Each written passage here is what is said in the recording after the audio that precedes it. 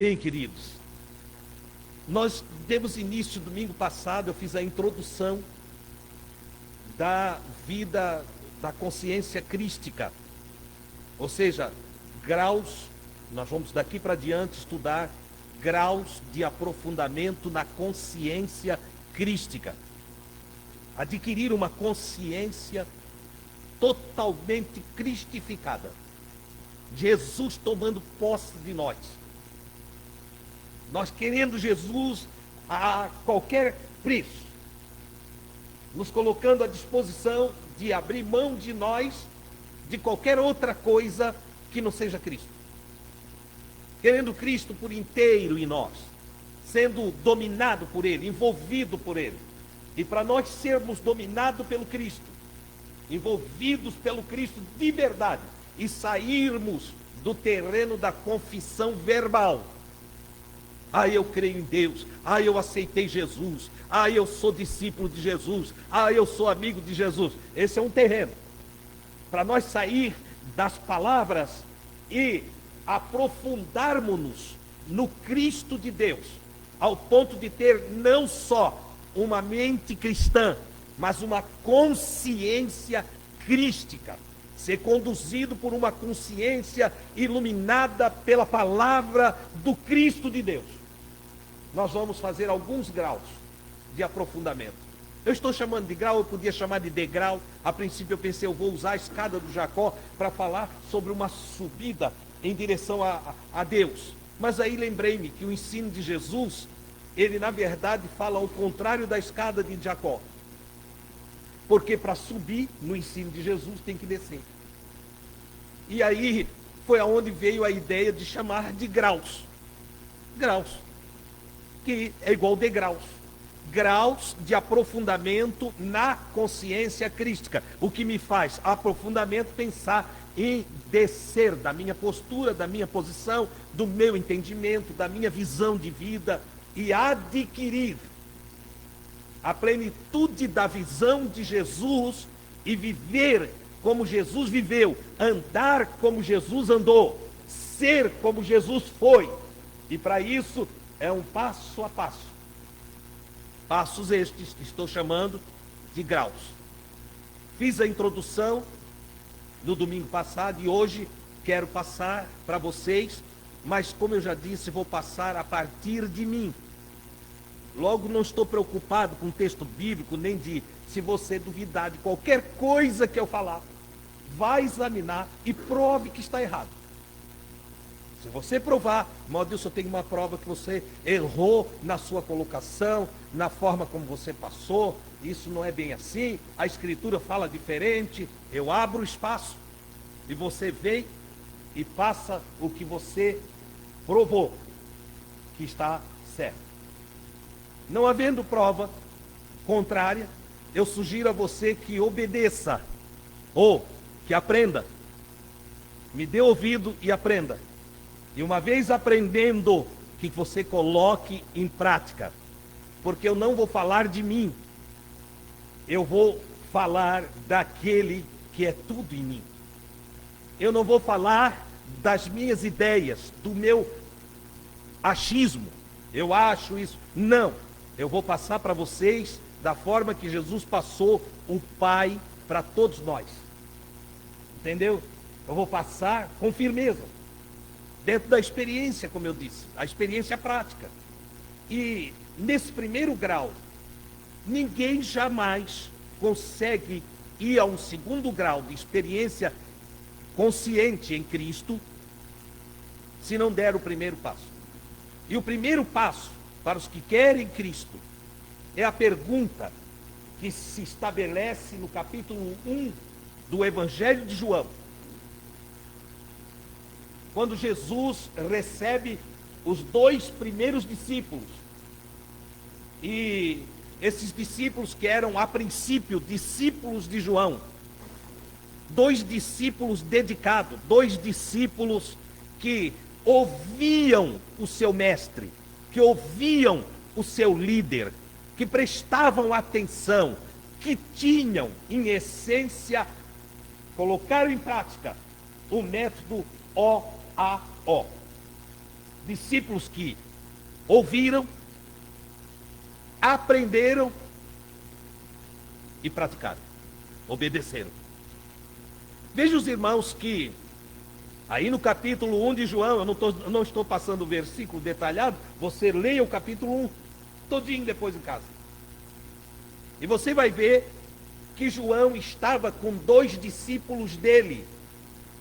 João o Batista, aquele que anunciava a vinda de Jesus, que ensinava que o Messias estava chegando, que anunciou que ele já estava ali, e ensinava isso para os seus discípulos. Olha, como nós ensinamos hoje, Jesus vai voltar. Mas o João, em um estado diferente, em uma época diferente, disse: ó, o Messias já está entre nós. O Messias está chegando, e o Messias vem para fazer uma faxina. E a faxina que o Messias vai fazer ele vai fazer uma varredura, vai ajuntar a palha, e vai queimar a palha e juntar o trigo no celeiro de Deus.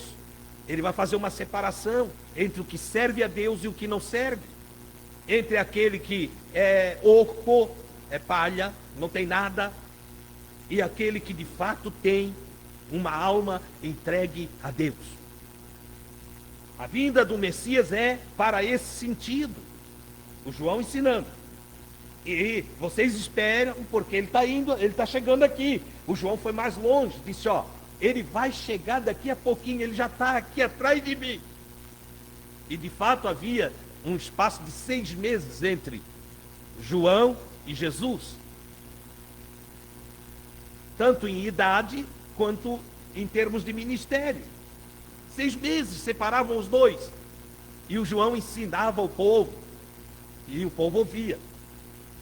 Um dia, Jesus aparece para ser batizado, o João batiza Jesus, os discípulos estão olhando, e Jesus diz: esse é o Cordeiro de Deus.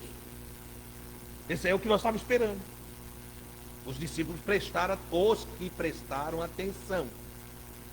As multidões iam ter com João Batista, mas a Bíblia destaca só 2 que prestaram atenção no que o João falava. Só 2 aprenderam de verdade. Será que você consegue entender? Eu estou falando aqui há 18 anos. Quantos têm aprendido, não? Quantos têm aprendido de verdade? 2 só. Multidões e multidões ouvindo João.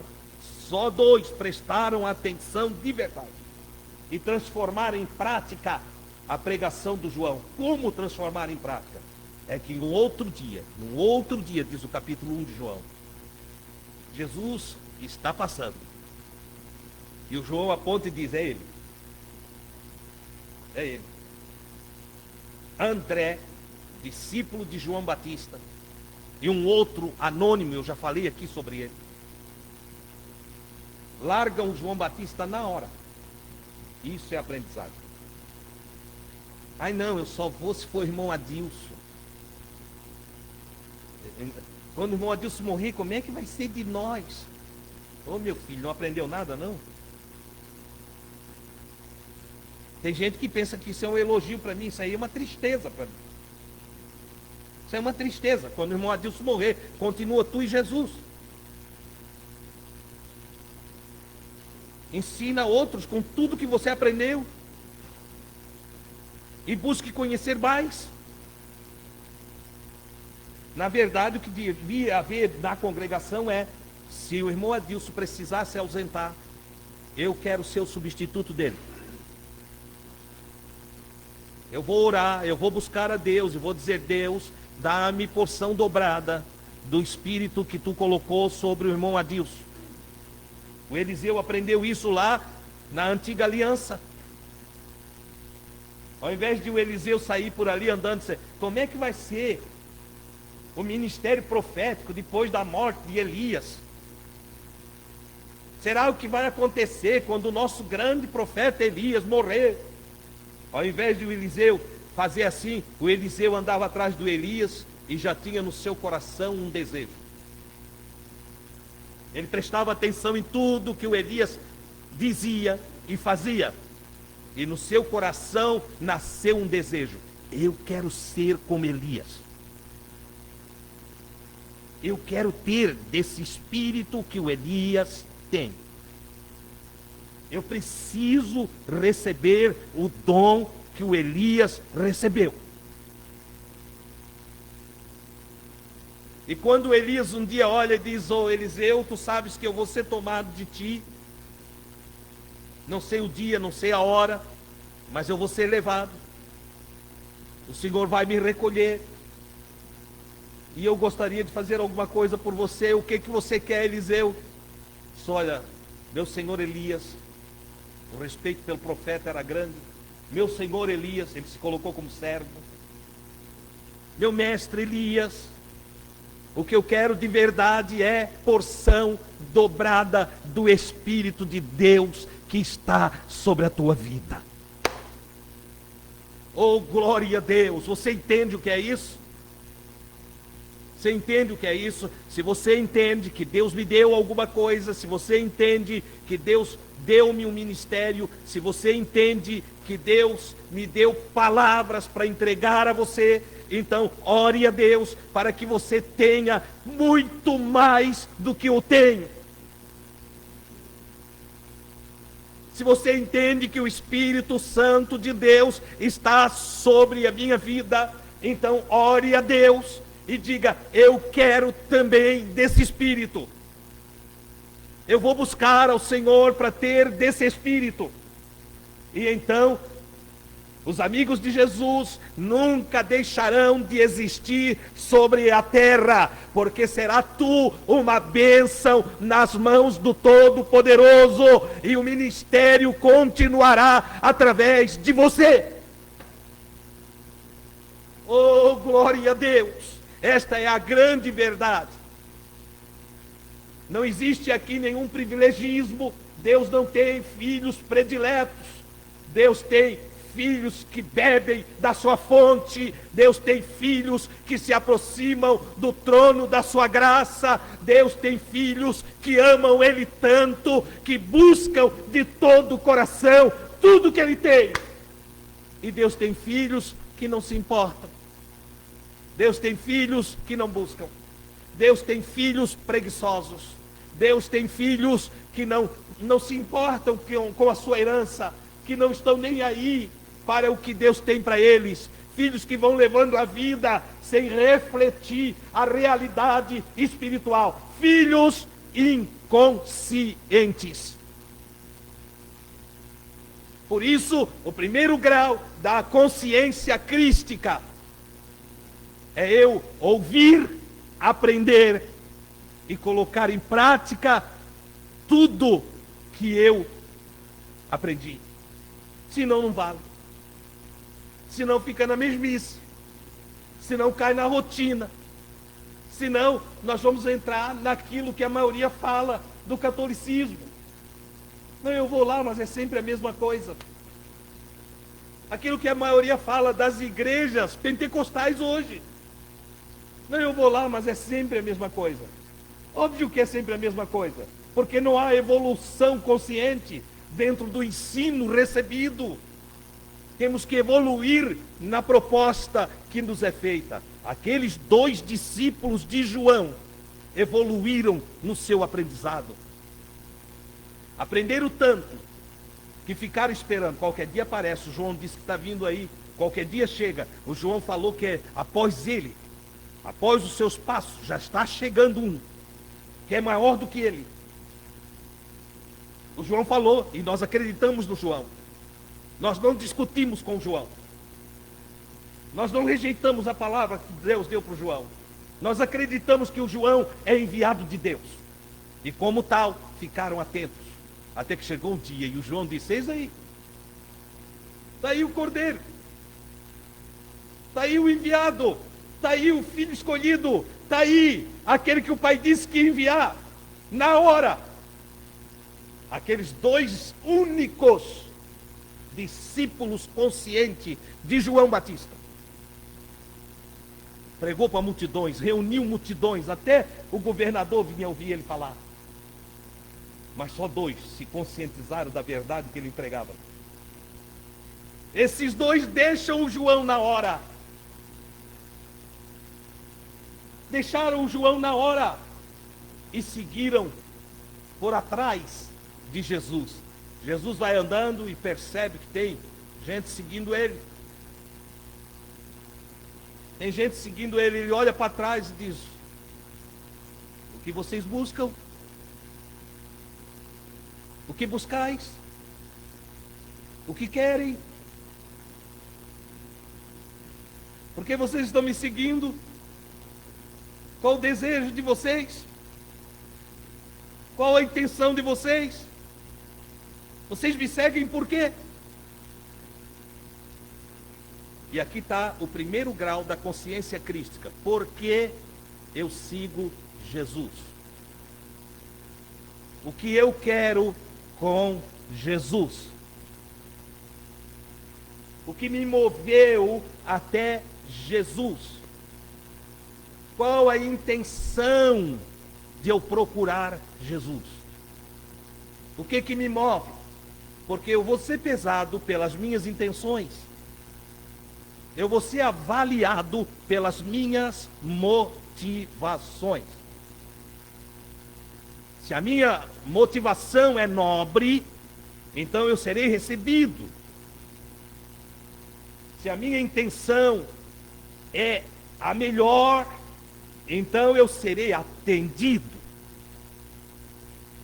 Mas se o que me move não está dentro do padrão divino, não é na percepção divina, se o que me move é egocentrismo, são vontades e desejos egocêntricos, se o que me move até Jesus são coisas dessa vida, se o que me move até Jesus não é a visão, a revelação de quem Ele é,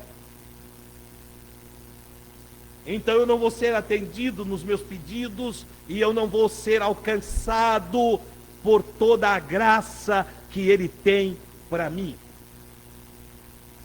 E mais do que nunca nós precisamos perguntar: por que eu estou procurando Jesus? O que eu quero com Jesus? O que eu farei de Jesus? É interessante, porque aqueles 2 discípulos, quando Jesus vira para trás e pergunta: o que buscais? A primeira palavra que eles pronunciam, colocasse lá não, né? Não te passei texto. Vou passar um texto aqui, só para ficar marcado. João capítulo 1, versículo 38. Quando Jesus diz: o que buscais? Os 2, mas na fala de André, que é o primeiro, o André diz: Senhor, mestre. Peraí. O André não tinha andado com Jesus, não conhecia Jesus, e é a primeira vez que ele vê Jesus. Da onde ele tirou a palavra mestre? Nas traduções gerais, Rabi, que vai vir entre parênteses, quer dizer mestre. De onde ele tirou a ideia de que Jesus é um professor? Ele não tinha visto Jesus ensinando, ele não tinha visto Jesus dando aula, ele não tinha ouvido Jesus ainda. Da onde é que surge a visão de que ele é um mestre? Você consegue entender isso? Exatamente, porque o João, eles guardaram o aprendizado que receberam do João. O João disse: vai vir um aí que é maior do que eu. Você é maior do que João? João era um professor. É maior do que João, então é mestre acima de João. Entendeu?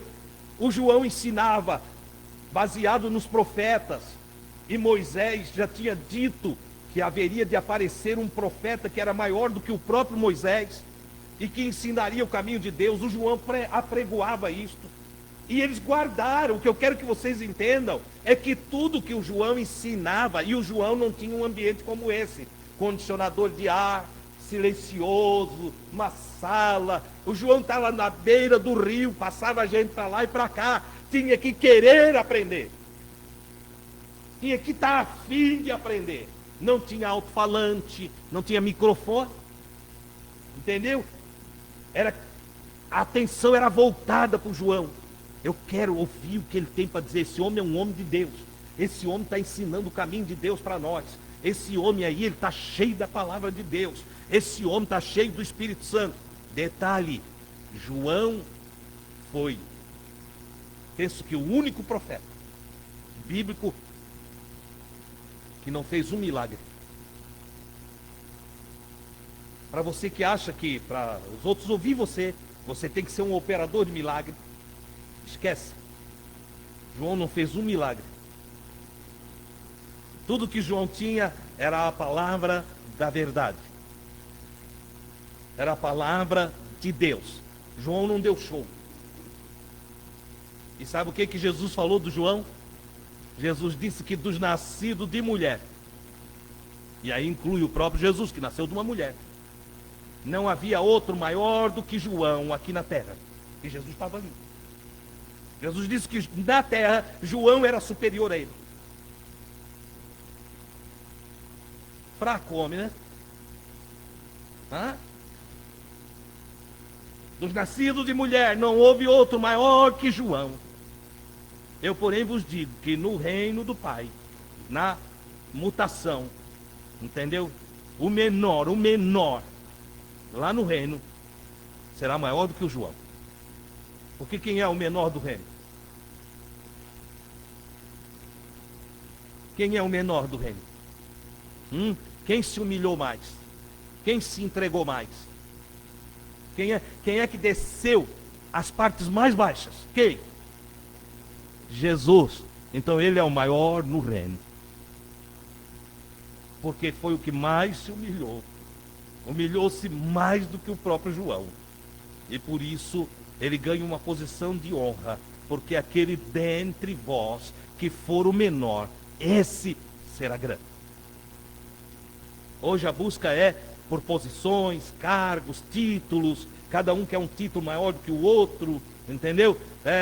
E alturas e posições. Mas a mentalidade, a consciência crística é de ser pequeno, é de ser humilde, é de servir, não é de ser servido, é de doar, não é de receber. Essa é a consciência crística. Estou me fazendo entender aí, irmãos? Amém? A ideia aqui não é fazer vocês pular, nem gritar, nem chorar. A ideia aqui é ensinar a verdade. Ok? Os dois dominaram o ensino. E por terem dominado o ensino, eles seguem Jesus. Seguem Jesus conscientizados. Eles não seguem Jesus num oba-oba. Eles não seguem Jesus por causa de operações de milagres. Jesus até aí não tinha operado milagre nenhum. Eles não seguem Jesus por causa de manifestações místicas, de dons espirituais. Não. Ninguém sabia até aí o que Jesus podia realizar, o que ele tinha, se ele sabia ou não sabia das coisas. Mas dois homens têm no coração guardado o que aprenderam no ensino de um mestre usado por Deus. Guardaram o ensino. E ao guardar o ensino, compreenderam: se é ele ensina mais do que o mestre João. E por isso eles chegam, aproximam-se de Jesus e respondem: mestre. E olha o que eles querem. Olha o que eles querem. Onde moras?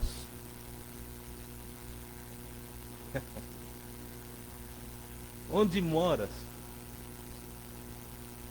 Saber onde alguém mora é querer participar da sua intimidade. Saber onde alguém mora é querer conhecê-lo melhor. Saber onde alguém mora, me diga onde tu moras, é querer estar junto. É querer se aproximar e conhecer melhor. A palavra que mais cabe aqui é querer maior intimidade.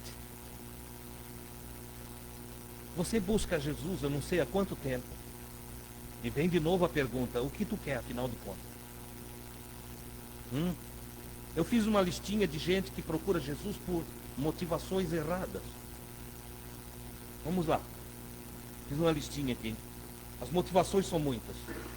Ao longo do meu ministério eu percebi e eu vi ser ensinado nas igrejas que venha Jesus, Ele te cura. E muita gente procura Jesus pela cura. Quer ser curado? É errado? Não. Mas o fato de eu receber uma cura não quer dizer que eu vou ter intimidade. O fato de Deus realizar um milagre na minha vida não quer dizer que eu vou ser agora um homem de Deus. E esse é um equívoco que anda hoje nas igrejas. Procurar Jesus pela cura. Lucas capítulo 17, versículo 17, destaca uma admiração de Jesus. Quando 10 leprosos procuram Jesus e dizem para Jesus, se tu quiseres, tu podes nos limpar. E pedem purificação da lepra. E Jesus purifica os 10. E diz para eles ir se apresentar ao sacerdote. Eles vão e são curados. Mas de repente, daqueles curados lá, só um, 10, só um voltou para agradecer Jesus. E Jesus diz, não foram os 10, não foram 10 os curados. Onde estão os outros 9?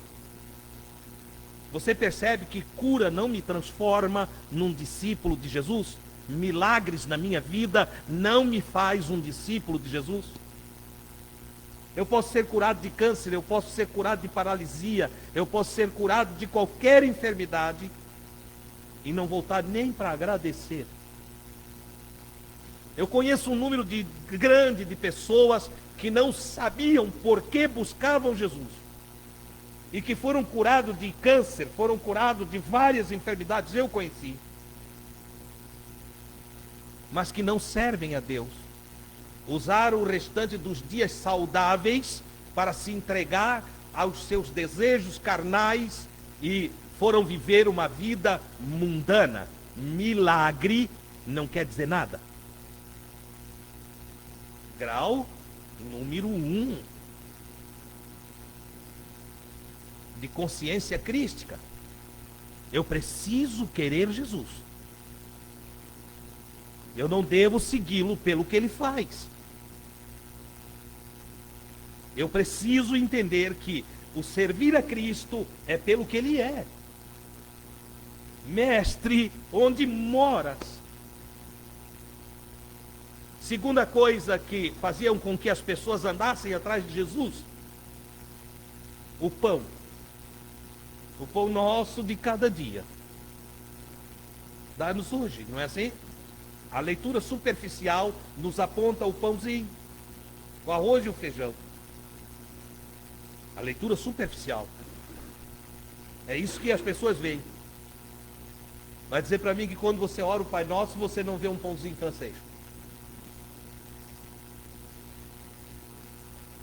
É o que vem à mente, é a natureza humana. Entendeu? Só que Jesus não estava falando de pãozinho francês.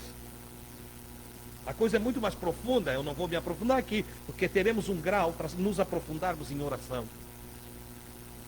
Mas o que eu quero dizer é o seguinte, teve uma turma, João capítulo 6, versículo 26. Jesus diz, olha para eles e diz, vocês não seguem eu por causa dos sinais que eu operei, para que vocês creiam em mim. Mas vocês me seguem porque vocês comeram pão e se saciaram. No meio de uma pobreza, de uma miséria, num pós-guerra, uma nação dominada, havia muita fome. E muita gente seguiu Jesus para Jesus dar o pão francês de cada dia. Mas o pão que Jesus queria servir de verdade, eles não quiseram comer. Jesus queria lhes dar o verdadeiro maná da vida eterna.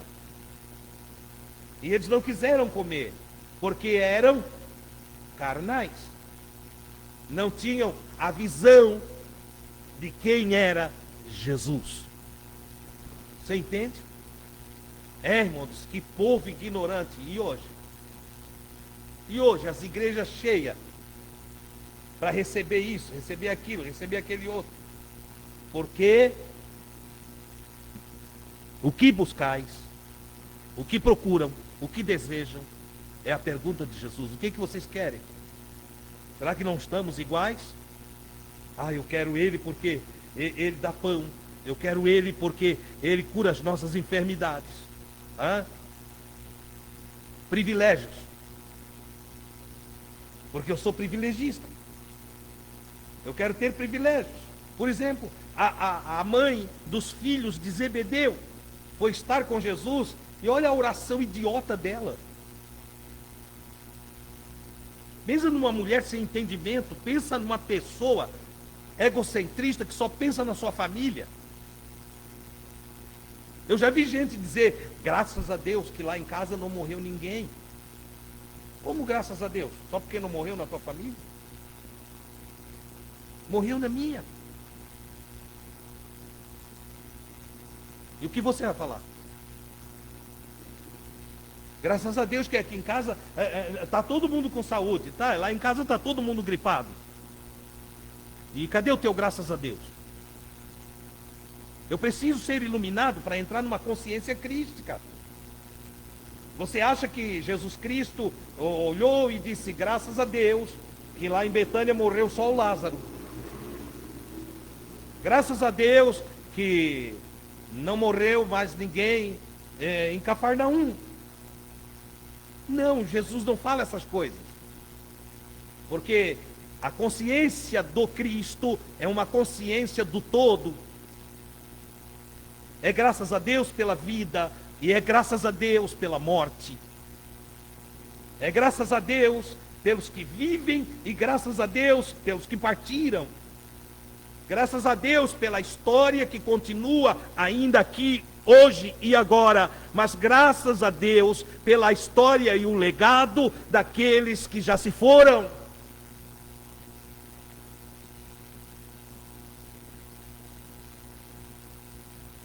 A mãe dos filhos de Zebedeu, ela pediu para Jesus em Mateus 20, 21. Senhor, eu quero te pedir uma coisa. Quando for para o lado de lá, quando nós estivermos no reino, eu quero pedir que um filho meu se assente à tua direita e o outro se assente à tua esquerda. E que os outros se lixem. Que o filho dos outros se trombiquem. Que o filho dos outros aconteça com eles o que quiser. Você entende o que está acontecendo aqui? É uma consciência egocentrista. Eu só vou ter uma consciência crística se na minha consciência eu olhar a tua família como a minha família. Se eu olhar para o todo e eu enxergar que todos somos filhos de um mesmo Pai e pertencemos todos a uma só família. Que o teu filho não é diferente do meu. Eu batalho para que os meus filhos fiquem bem. E os filhos dos outros? Diga para mim, como que o teu filho vai estar bem se em volta dele todo mundo estiver mal? Tu acha mesmo que se todo mundo for favelado e o teu filho for alguém enriquecido no meio da favela, ele vai ter paz?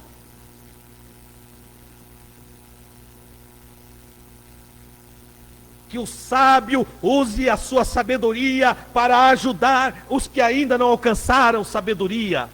Que os ricos usem as suas riquezas para ajudar aqueles que são pobres em volta de si.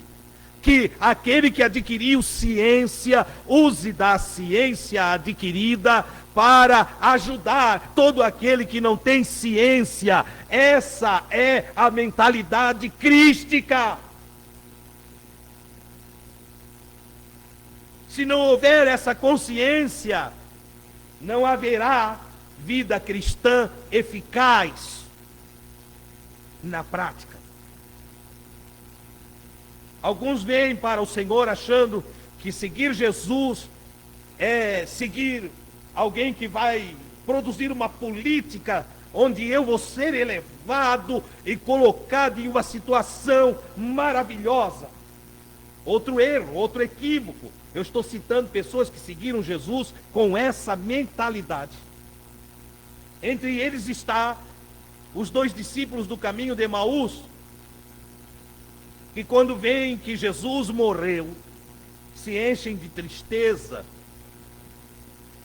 de aflição, de angústia, se deprimem e andam de cabeça baixa, indo para casa, numa conversação ruim, de abatimento de alma. Quando Jesus se aproxima e pergunta: o que vocês conversam? Jesus já tinha ressuscitado e eles nem sabiam, porque não guardaram a palavra de Deus. Então se encheram de tristeza. Escuta o que eu vou te dizer nessa noite. Eu já falei aqui uma vez. Essa semana eu ri ao amanhecer do dia, enquanto conversava com a irmã Gui. Ri porque eu fiz um atendimento de aproximadamente 3h30. Eu atendi um psicólogo e atendi um psiquiatra. E eu fui para casa rindo porque eu disse: uma consulta de um psiquiatra hoje é em torno de R$500. E está difícil de achar horário. Eu precisei de um psiquiatra para um irmão, foi difícil de encontrar horário. Um psicólogo é em torno de 250 a R$300. E eu ri porque eu atendi os 2 de graça. Eu fui lá tratar dos 2. Eles tratam dos outros, eu fui tratar dos 2, gratuitamente. A consulta deles é 1 hora. A minha durou 3h30. Choramos juntos, rimos juntos, comemos juntos, nos abraçamos e foi maravilhoso. Maravilhoso. Mas eu fico observando isto. Alguém pensa que o ministério e o seguir Jesus é causa de ganho. Acha que é uma profissão.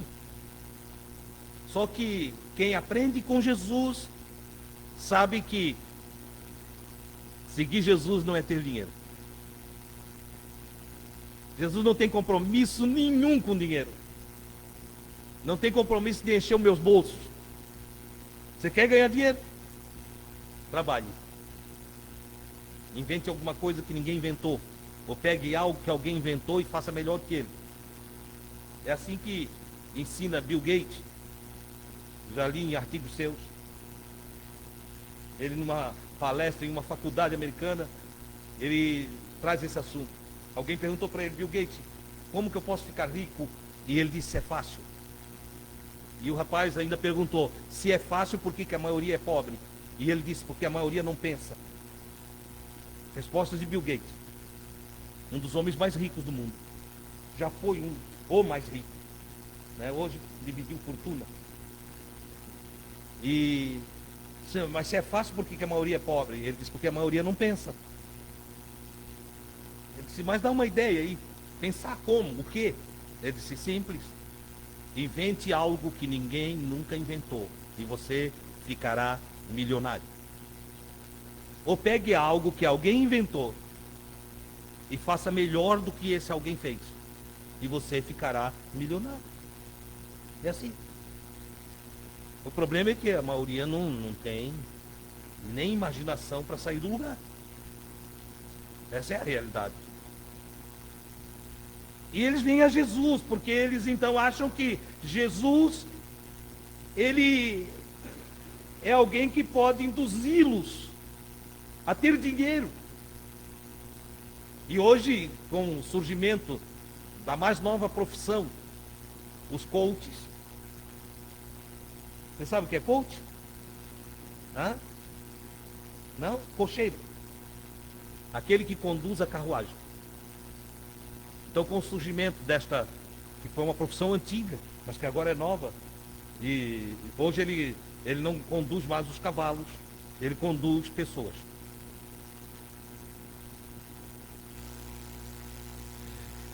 Consultor coach é burrinho encilhado. Você está entendendo? Eles ganham muito dinheiro, passando a ideia que você pode ganhar muito dinheiro. Entendeu? Cuide com isso. Para você dar o seu dinheirinho, suadinho, para aquele que diz para você como é que você ganha muito dinheiro. Tenha cuidado. Os coaches aí no YouTube devem me xingar até. Entendeu? Mas eu estou dizendo para você que alguns acharam que Jesus era coach. E é interessante como a maioria dos coaches hoje são evangélicos. E eles usam Jesus para mostrar como Jesus treinou 12 homens simples que se tornaram famosos no planeta Terra. É mentira, Jesus não fez isso. Jesus treinou 12 homens simples para servir os seus irmãos. E porque serviram, ficaram famosos. O treinamento não foi para ele ser famoso. O treinamento foi para ele servir. Você entende? Eles distorcem a verdade. Não é assim que funciona. Entende? Jesus não tem compromisso de dar dinheiro para ninguém. Não. Ele era generoso. Tinha uma sacolinha que as pessoas botavam dinheiro dentro da sacolinha que Jesus tinha. E ele pegou, quando viu as pessoas dando dinheiro, ele pegou a sacolinha e disse: Judas, carrega minha sacolinha. E o Judas cresceu o olho e olhava para dentro da sacolinha, está lotada. Jesus está cheio do dinheiro. E ele roubava o dinheiro de Jesus.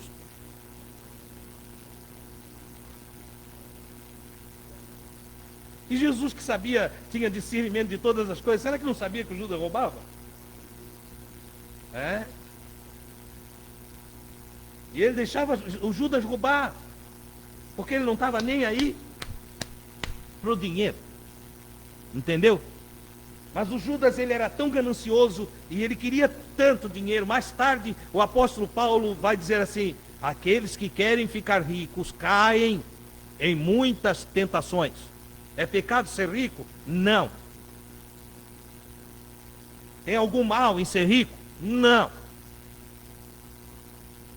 Mas quando uma gana pelo dinheiro me domina, eu posso cair em muitas tentações. Uma das tentações, eu posso até cometer a injustiça de mexer no que não é meu. Ou eu posso cometer a injustiça maior de vender a honra e trair os meus melhores amigos para eu adquirir posições melhores. Ora, o grau de consciência crística que te passo nessa noite é: olhe para Jesus da forma correta.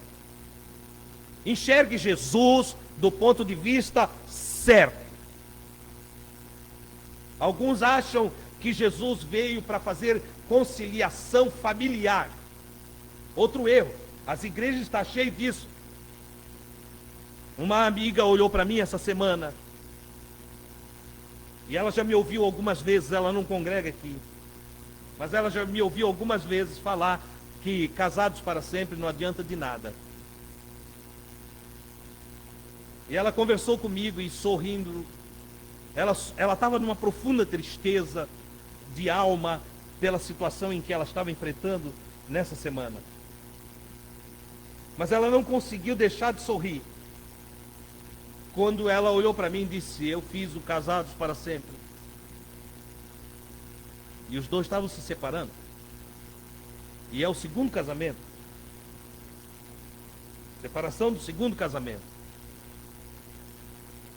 As pessoas vão e tem o Casados para Sempre, tem o conselho de casais, o pastor de casais. Jesus não tinha nada disso, mas eles têm. Entendeu? A sala dos casais, o encontro dos casais. Eu fui pregar em uma igreja algumas semanas seguidas.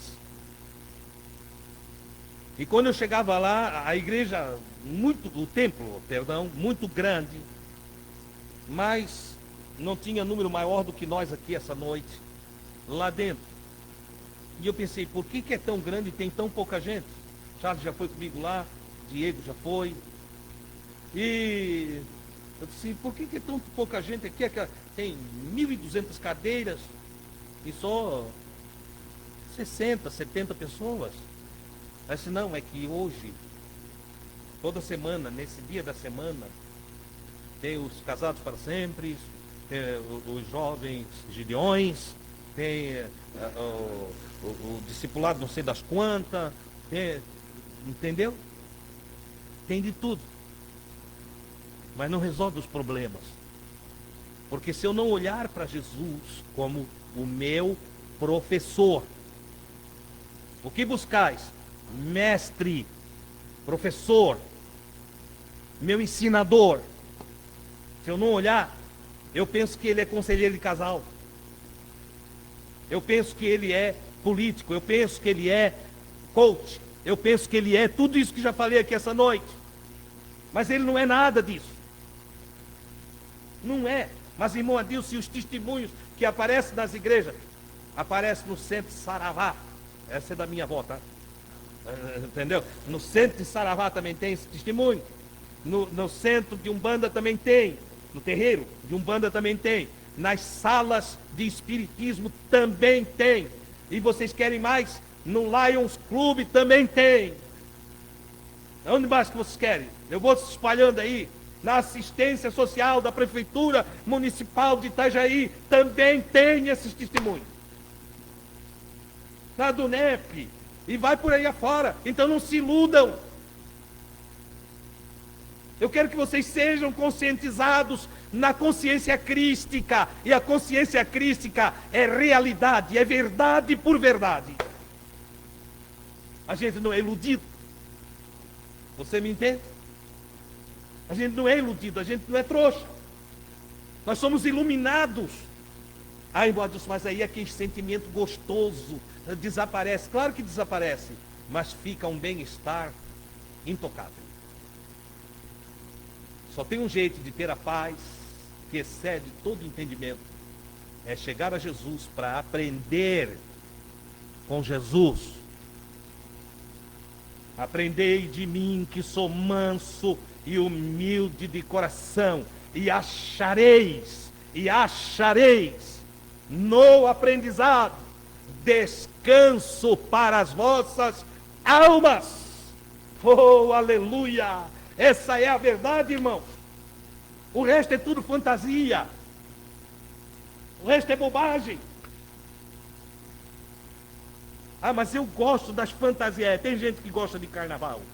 Eu gosto da vida plena no Espírito, da verdade de Deus em mim. Entendeu? Me expliquem por que uma família se acaba de um dia para o outro, mesmo dançando no Espírito e no mover profético. Últimas palavras dos pregadores atuais. Mover profético e dança no Espírito. Hã? Drogados espirituais, drogados carnais, dançam e no outro dia se separam, destrói a família, vão embora. Aquilo não valeu de nada. Aquele que vive a consciência crística vai de fé em fé, de glória em glória, até ver o Senhor. Bendito seja o nome do Eterno para todos sempre. Quero concluir. Glória a Deus. Quero concluir. Separei aqui ainda uma última palavra. Quando eu falei aqui da conciliação familiar, nós temos os dois irmãos em Lucas, capítulo 12, versículo 13, que procuram Jesus para conciliar um problema familiar. Olha o que Jesus vai responder para eles. Dois irmãos, da mesma família. Jesus, diz para o meu irmão dividir a herança comigo. Vê como Jesus se mete em casa de família. Pega, é a Bíblia, não é eu. Jesus diz para os meus irmãos dividir a herança. Para o meu irmão dividir a herança comigo. Jesus olha para ele e diz: quem é que caneteou aí? Quem me outorgou? Quem disse que eu sou juiz? Quem é que me botou como juiz? Hã? Não é assim? Você vai ler ali as palavras. Hã? Quem me constituiu juiz entre vocês? Quem é que fez de mim juiz? Quem que disse que eu tenho que resolver problema de casal? Quem é que disse que eu tenho que resolver problema de irmãos?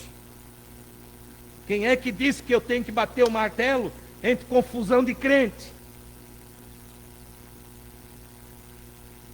Está salgado, irmãos? Hã? O pirão está duro? O pão está torrado? Mas é o maná, tá?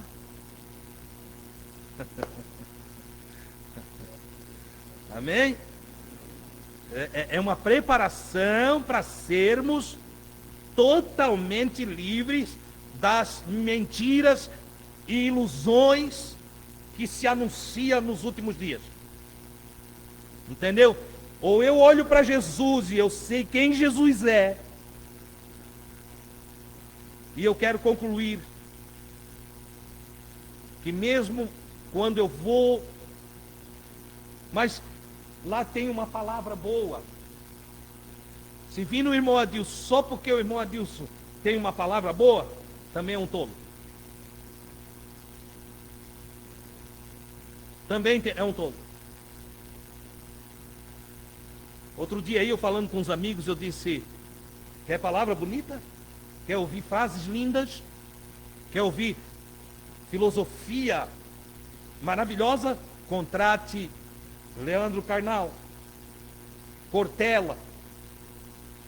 Palavras bonitas. Vão falar só o que vocês gostam de ouvir. Não vão falar nada que choque vocês. É só palavras belas, planejadas, de efeito. Mas tu é contra eles, irmão Deus? Não, não, não. Essa é a profissão deles mesmo. Palestrar, filosofar. Mas quem vem a Jesus não tem que vir pela beleza das palavras. É isso que eu quero colocar para você. Ir a Jesus é ir a um mestre, a um professor, para aprender a viver, para aprender a se conduzir na vida, até que alcance vida abundante. Porque o ensino de Jesus tem como propósito nos levar a ter vida e a ter com abundância. Se não houver vida abundante em nós, tem alguma coisa errada. Se o ensino de Jesus não fazer com que haja abundância de vida em mim, então tem algo errado. E onde está o erro? Ou eu não aprendi ainda. Ouvi, mas não aprendi. Ouvi, aprendi, mas negligenciei a obediência ao aprendizado. Porque eu posso ouvir, posso aprender e negligenciar a prática. Pode isso, irmão Adilson? Pode. Mateus, capítulo 7, versículo 27. No versículo 27 de Mateus, capítulo 7, Mateus 7, 26. Jesus fala da famosa casa na areia. Eu nunca preguei e nunca vi ninguém ter 40 minutos de pregação ou 1 hora sobre a casa na areia. Construiu a casa, todo mundo lembra da casa na rocha. Mas Jesus falou de 2 casas. E aqui, nesse princípio, no grau 1 da consciência crística, eu quero mostrar quem não tem consciência crística. Não tem consciência crística quem edifica a sua vida na areia. O que é edificar a vida na areia? Segundo Jesus, nesse texto, é ouvir as suas palavras, evoluir para o aprendizado e não praticar. Mas é possível, irmão Adilson, que alguém saiba como fazer e não faça? Está cheio.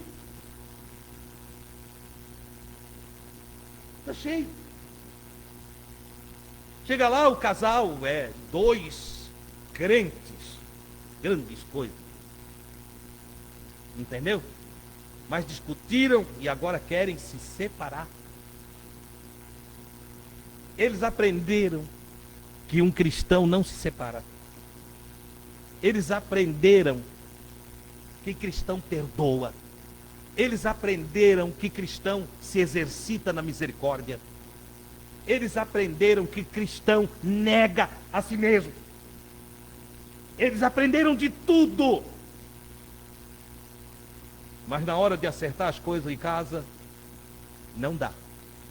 Eu não perdoo.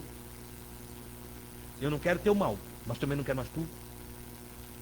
Mas já é mal mandar embora. Eu não quero que tu sofras. Mas como não vai sofrer? Você está me entendendo? Casa na areia. Ouviu, aprendeu, mas não pratica. Não pratica. A maioria dos que se dizem cristão vive exatamente assim. O método OAO não é colocado em prática. Não é colocado em prática. Faz exatamente diferente. Então, casa na areia é a edificação consciente, espiritual, de todo aquele que faz ao contrário do que Jesus ensina. E mesmo participando da comunhão dos santos, das orações, da audição à palavra, da membresia de igrejas, da crisma, da primeira comunhão, do batismo e de toda a parafernália que os homens criaram para dizer que assim se serve a Deus. Não colocam em prática as palavras do Cristo. Vivem, agem, atuam, se relacionam exatamente ao contrário do que Jesus disse. Você está entendendo? Então, fica aqui no grau número 1 de aprofundamento na consciência crística, antes de procurar Jesus e saber onde Ele mora. Eu preciso pesar no meu coração o que eu quero com Ele. Quero concluir dizendo que eu poderia passar a noite recitando frases bonitas de quem é Jesus, como é Jesus. Eu poderia recitar de vários autores quem é Jesus, quem é o homem de Nazaré. Eu poderia pegar e fazer como alguns teólogos, trazer do Gênesis até o Apocalipse o personagem Jesus, desde o princípio até a conclusão, o fim. E poderia dizer, no Gênesis, ele é o prometido, a semente da mulher que esmagará a cabeça da serpente. E poderia vir citando no Êxodo que ele é, no Levítico, no Números, no Deuteronômio. Não é isso que eu quero fazer nessa noite, porque nós não precisamos de mais filosofias humanas e destaques da palavra. Eu quero terminar esse grau número 1 dizendo para você quem é Jesus a partir da revelação e da palavra do Todo-Poderoso. Não quero citar para você nem mesmo a ideia, a visão apostólica a respeito de Jesus. Mas eu quero falar para você do Jesus revelado por Deus. Quem é Jesus segundo a revelação de Deus, para que eu o siga? Mateus capítulo 3, versículo 17. E uma voz do céu disse,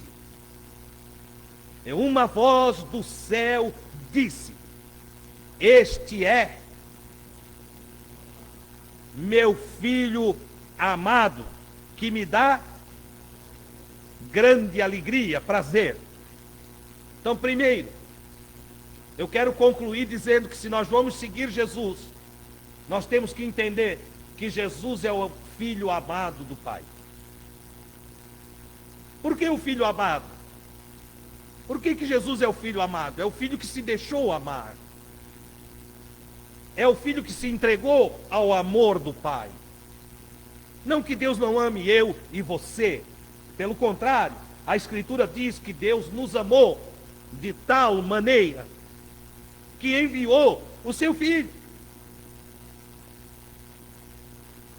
Então Jesus é o Filho amado do Pai. Me aproximar de Jesus é eu aprender como ser amado.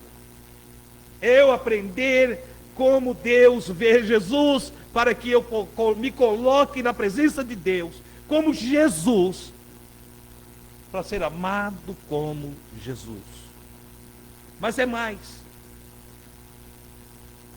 Ele me dá prazer. Jesus é o Filho amado que dá prazer para o Pai.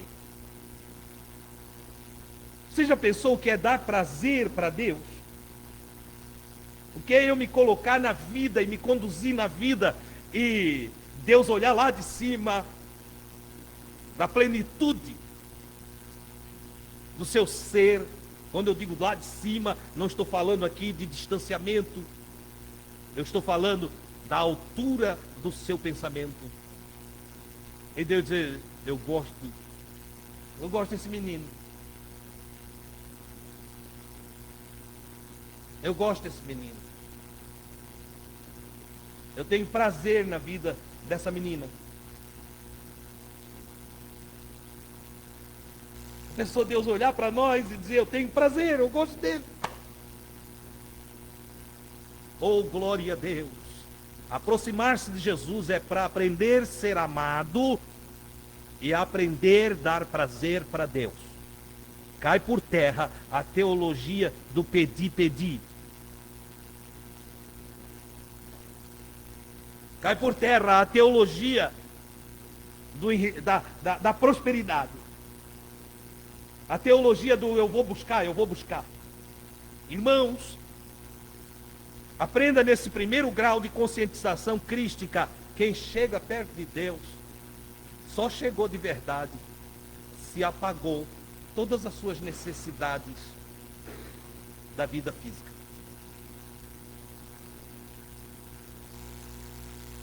Quem dobra os seus joelhos ou se assenta em contemplação, quem vai para a meditação e de lá sai com a iniciativa primária de pedir alguma coisa dessa vida, não encontrou Deus. Ô irmão, tu pode afirmar isso como? Eu afirmo isso pela experiência vivida e pelo que está escrito.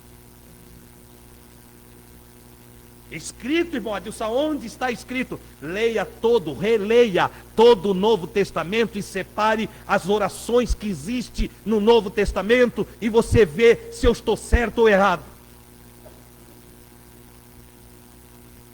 Chega em casa, pega a sua Bíblia e passe uma semana, 15 dias.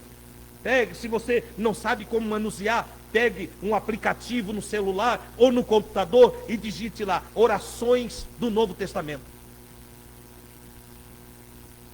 E depois de você separar todas elas, venha e discuta comigo. Como eu disse, prove que eu estou errado. Você entendeu? O que você tem e sabe de oração na sua cabeça já está pré-formatado. Pouquíssimos irmãos que me ouvem, pouquíssimos, tiveram a ideia de ir ler as orações do Novo Testamento. Talvez nessa casa aqui não tenha nenhum. Eu não vou pedir para vocês se manifestar para não expor ninguém. Você entende o que é ter certeza do que se fala? E do universo cristão, são pouquíssimos que fizeram isto. Porque quem faz isto, ora diferente. Tem uma visão diferente. Ele vai a Deus para dar prazer a Deus. Já não busca o seu prazer. Seja feita a tua vontade, não a minha. Alguém que ora, seja feita a tua vontade e não a minha, já não busca o seu prazer, mas busca o prazer divino. Este é o meu filho amado, em quem tenho prazer, com quem eu me alegro. Ei, meu Deus, ajuda-nos a chegar diante de ti, Pai Santo, e te deixar alegre. Glória a Deus, o caminho da consciência crística não tem a ver com a minha alegria, tem a ver com a alegria que eu dou para Deus. O caminho da consciência crística não tem a ver com o que eu preciso, não, tem a ver com o que eu quero oferecer para Deus. Isso não é nada moderno, não é nada novo, receba essa palavra em o nome de Jesus. É desde o santo sacrifício de Abel. Abel não estava lá para receber mais um cordeiro ou dúzia de cordeiro. Ele estava lá com o seu coração na maior pureza, oferecendo para Deus um cordeiro. Oh, glórias ao nome do Senhor. Quando é que nós vamos aprender com Cristo a chegar na presença de Deus, só para deixar papai alegre? Aleluia! Aí nós vamos entender que a alegria do Senhor é a nossa força. Quando eu deixar Deus alegre, eu serei forte. Não haverá inimigos, não haverá derrota, não haverá necessidade, não haverá escassez. O que não existir e eu desejar, Ele cria. Louvado seja o nome do Senhor. Quando eu me aproximar dEle, para deixar Ele alegre. Oh, louvado seja Deus. Imagina Jesus, Senhor, Pai Santo e maravilhoso, eterno e glorioso Deus, Santíssima primeira pessoa da Trindade Divina. Você imagina ele orando assim? Ele não ora desse jeito. Mas ele tem que multiplicar pães. Tem 5.000 pessoas para comer. 5 pãezinhos. O que ele faz? Graças te dou, Pai. Não é assim, ó, multiplica esse alimento, Senhor. Não.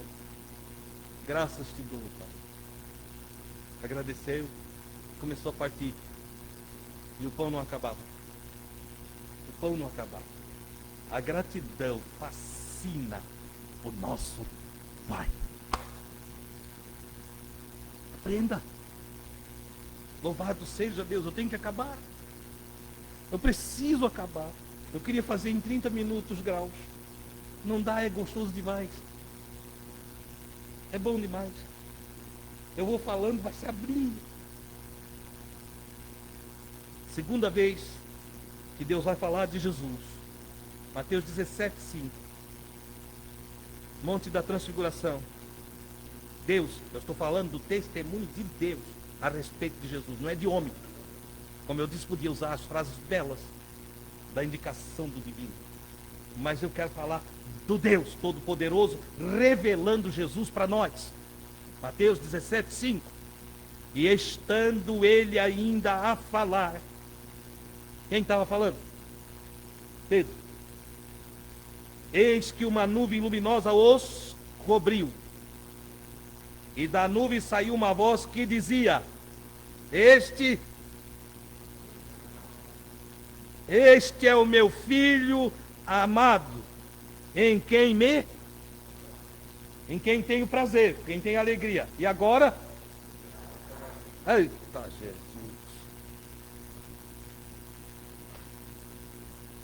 Escutai-o. Palavras de Deus. Esse é o filho que eu amo, é assim que eu amo meus filhos. Meus filhos me dão prazer quando são como esse meu filho aqui. Se vocês querem me agradar, jejuem. Não. Suba um monte. Não é? Não. Dei o dízimo.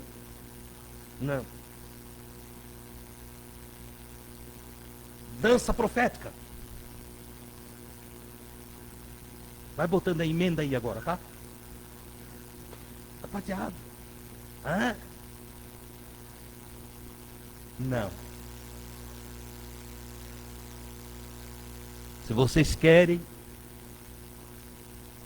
ser envolto pelo meu amor, se querem me dar prazer, imita-o e escuta-o. Escutai-o. Ouve o que ele diz. Aplique o método OAO nas palavras que ele transmitir para vocês. Ouçam, aprendam e pratiquem. Deus falou. Por que eu busco Jesus? Para concluirmos. O que buscais? O que tu quer comigo, Adilson?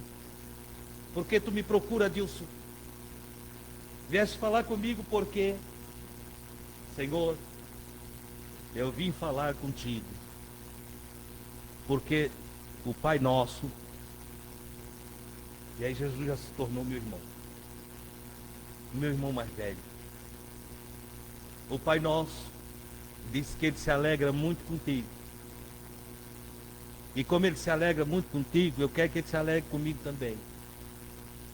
Eu quero te imitar, meu irmão. Eu quero ser como tu foi. Eu quero ter a tua essência. Eu quero adquirir a tua mentalidade. E eu quero que a minha mente seja como a tua mente. E Jesus, eu quero ir mais profundo. Por isso eu preciso e iniciei hoje os graus de aprofundamento consciente na mente crística. Eu quero ter uma consciência como a tua consciência. Eu quero ser conduzido pela luz que te conduz. Eu quero ser movido pelo Espírito, que é o teu Espírito. Eu quero ser orientado pelas palavras que papai deu para tu. E agora eu e tu, Jesus, eu quero andar mais contigo, eu quero ficar mais perto de ti, a fim de aprender tudo a teu respeito, porque então eu sei que o Pai se agradará de mim também. Aleluia! E se o Pai se agradar de mim, Jesus, eu sei que não haverá falta de nada para mim. Eu sei que a minha família não vai se desestabilizar. Eu sei que a minha alma encontrará descanso. Eu sei que se o Pai se agradar de mim, Jesus, eu terei tudo que eu preciso, ainda que eu não tenha tudo que eu quero. Você entendeu? Primeiro grau de aprofundamento na consciência crística. Porque procuro Jesus. Que Deus te abençoe cada dia mais. Aleluia, que os ensinamentos dominem você e que você pratique esse aprendizado. Sugestão para você nessa noite. Eu não vou mais fazer culto aqui, né? Nem que eu não goste de culto. Mas estarei sempre aqui ensinando. Seja a casa dos amigos, uma escola de Jesus. Certo? Então, sugestão para a semana. Tarefa de casa. Pense nessa palavra, nessa pergunta, a semana toda. E deixe ela expandir na sua mente. O que buscar? O que quero com Jesus? Pense, semana toda. No próximo domingo, se Deus quiser e vivermos, temos o grau de aprofundamento número 2. Amém, queridos? Vamos agradecer a Deus por essa noite?